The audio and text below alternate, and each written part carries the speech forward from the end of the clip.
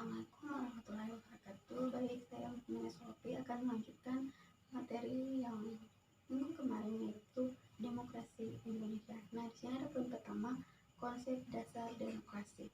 Nah, istilah demokrasi berasal dari pengalangan kata bahasa Yunani, yaitu demos dan kratos atau kratein. Nah, demos berarti rakyat dan kratein berarti pemerintahan. Jadi demokrasi berarti pemerintahan rakyat. Nah, salah satu pendapat terkenal dikemukakan oleh Abraham Lincoln di tahun 1863 yang mengatakan bahwa demokrasi adalah pemerintahan dari rakyat, oleh rakyat, dan untuk rakyat. Lalu, apa itu demokrasi? Nah, demokrasi sebagian konsep sesungguhnya memiliki banyak pengertian dari berbagai sudut pandang atau perspektif. Nah, berbagai pendapat dari para ahli banyak mengupas tentang perihal demokrasi. Bahkan Harlan Lansky mengutarakan bahwa demokrasi tidak dapat diberi batasan karena rentang sejarahnya yang amat panjang dan telah berevolusi sebagai konsep yang menentukan. Nah, jadi selanjutnya di Eropa Barat yang dikenal dengan demokrasi modern. Lalu apakah demokrasi sesungguhnya? Memang tidak ada pengertian yang cukup yang mewakilkan tentang konsep demokrasi. Istilah itu tumbuh sejalan dengan perkembangan dan pertumbuhan masyarakat. Semakin tinggi kompleksitas kehidupan suatu masyarakat, semakin sulit dan tidak sederhana. Nah, demokrasi didefinisikan oleh E.F. Sofokata pada tahun 1994 di buku halaman 5 berdasar berbagai pengertiannya yang berkembang dalam sejarah pemikiran tentang demokrasi. Jadi kita dapat mengkategorikan ada 3 makna demokrasi, yaitu demokrasi sebagai bentuk pemerintahan, demokrasi sebagai sistem politik, dan demokrasi sebagai sikap hidup. Nah, yang pertama itu demokrasi sebagai bentuk pemerintahan. Makna demokrasi ini sebagai suatu bentuk pemerintah merupakan pengertian awal yang dikemukakan oleh para ahli dan tokoh sejarah, misalnya Plato dan Aristoteles. Nah, Plato dalam tulisannya Republik menyatakan bahwa untuk pemerintahan yang baik itu ada tiga, yaitu monarki, aristokrasi, dan demokrasi. Jadi demokrasi adalah satu dari 3 bentuk pemerintahan. Jadi menurutnya demokrasi adalah suatu bentuk pemerintahan di mana pemerintahan itu dipegang oleh rakyat yang dijalankan untuk kepentingan rakyat banyak. Nah, monarki adalah bentuk pemerintahan yang dipegang oleh seseorang sebagai pemimpin tertinggi dijalankan untuk kepentingan rakyat banyak. Sedangkan aristokrasi adalah suatu bentuk pemerintahan yang dipegang oleh sekelompok orang yang memimpin dan dijalankan untuk kepentingan rakyat banyak. Jadi di sini ada pemerintahan yang dijalankan. Akhirnya pemerintahan yang dijalankan tidak berhasil untuk kepentingan rakyat banyak. Nah, yang kedua, demokrasi sebagai sistem politik. Nah, perkembangan berikutnya yaitu demokrasi tidak sekedar dipahami sebagai bentuk pemerintahan, tetapi lebih luas ini sebagian bentuk pemerintahan bukan lagi demokrasi, oligarki, monarki, atau yang lainnya. Jadi pada pendapat Nicholas Machiavelli pada tahun 1467 sampai tahun 1527, ia menyatakan bahwa negara dalam merupakan hal yang pokok, sedang spesial, dan republik. Monarki adalah bentuk pemerintahan yang bersifat kerajaan. Nah, pemimpin negara umumnya bergelar raja, ratu, kaisar, atau sultan. Yang ketiga, demokrasi sebagai sikap hidup. Nah, perkembangan berikutnya itu demokrasi tidak hanya memaknai sebagai bentuk pemerintahan dan atau sistem politik, tetapi demokrasi dimaknakan sebagai sikap hidup. Nah, poin kedua yaitu prinsip-prinsip dan indikator demokrasi.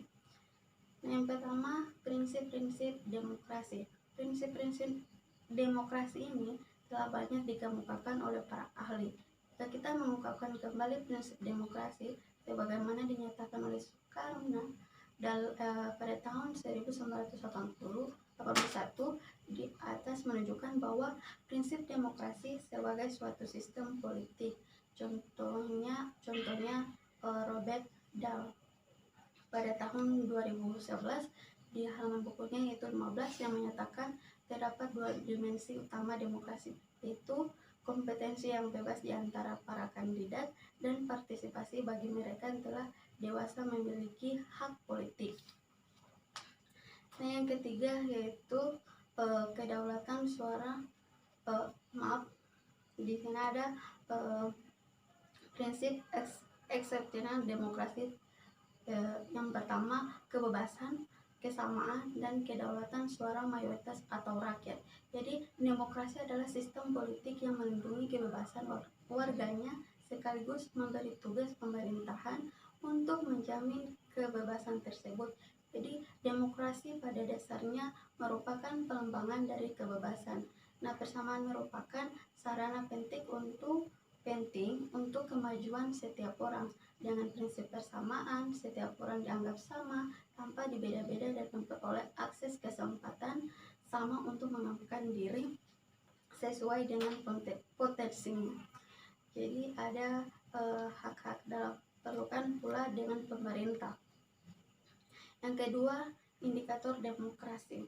Kerangka kerja penilaian demokrasi diantaranya perumusan APA yang terinspirasi oleh konsep yang dikembangkan oleh David Beckham dalam membuat indikator demokrasi, menerjemahkan kedaulatan rakyat secara lebih spesifik menjadi faktor kontrol populer dan faktor kesetaraan politik.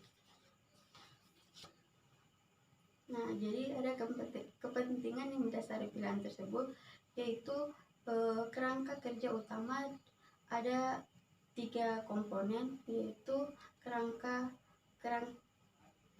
kerja hak-hak negara yang kesetaraannya terjamin, yang di dalamnya adalah akses pada keadilan dan supremasi hukum, juga kebebasan berkumpul dalam hak-hak dasar yang memungkinkan masyarakat untuk memperoleh dan menjalankan hak yang secara efektif. Nah, komponen pertama ini yaitu kewarganegaraan yang setara. Yang kedua itu hak-hak sipil dan politik. Nah, komponen kedua yaitu institusi pemerintahan, referensi dan akwabel. Nah, yang ketiga yaitu perjalanan demokrasi di Indonesia. Nah, perlu kita pahami bahwa demokrasi yang berjalan di Indonesia ini telah menghasilkan sejumlah kemajuan, berarti dari segi prosedural. Nah, pemerintah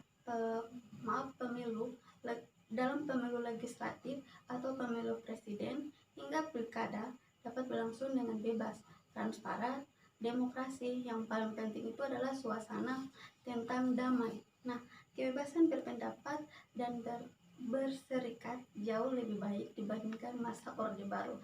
Jadi, demokrasi asli ini memiliki 5 unsur atau anasir, yaitu rapat, mufakat, gotong royong, dan hak mengandalkan protes bersama dengan menyingkirkan diri kekuasaan absolut.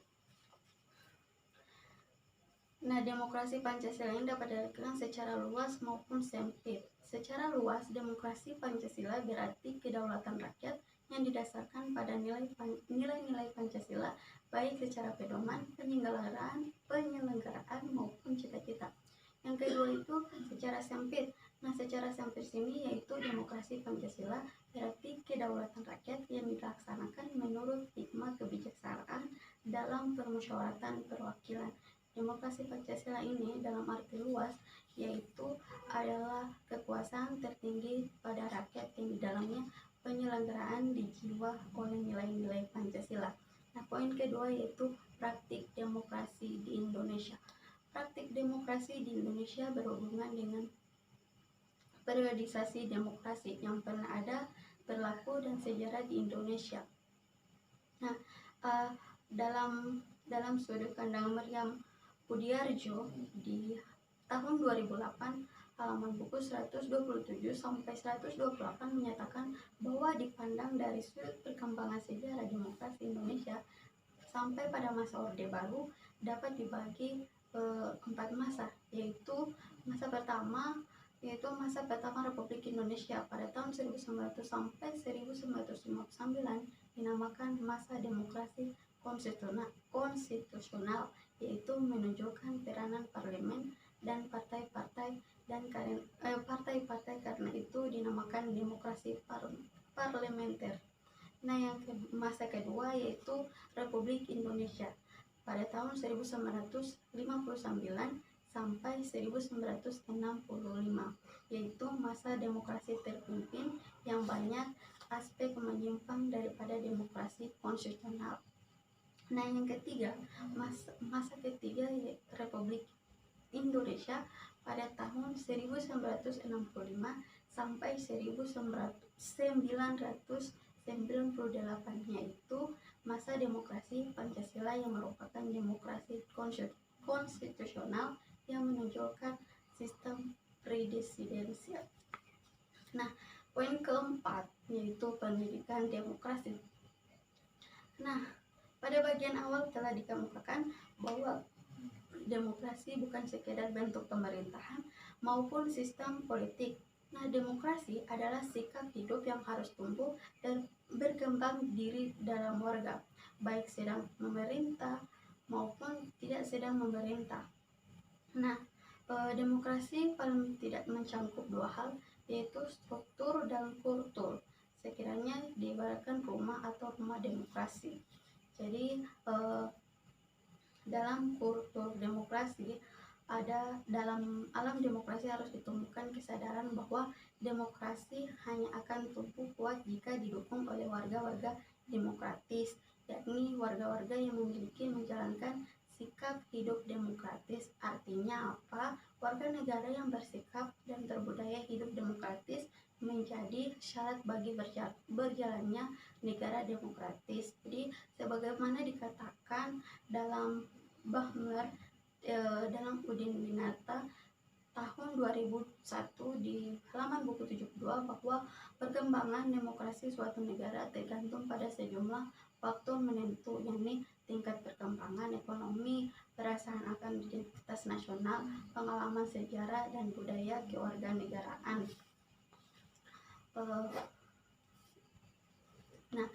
Di sini ada pendidikan demokrasi pada hakikatnya adalah sosialisasi nilai-nilai demokrasi supaya bisa diterima dan dijalankan oleh warga negara.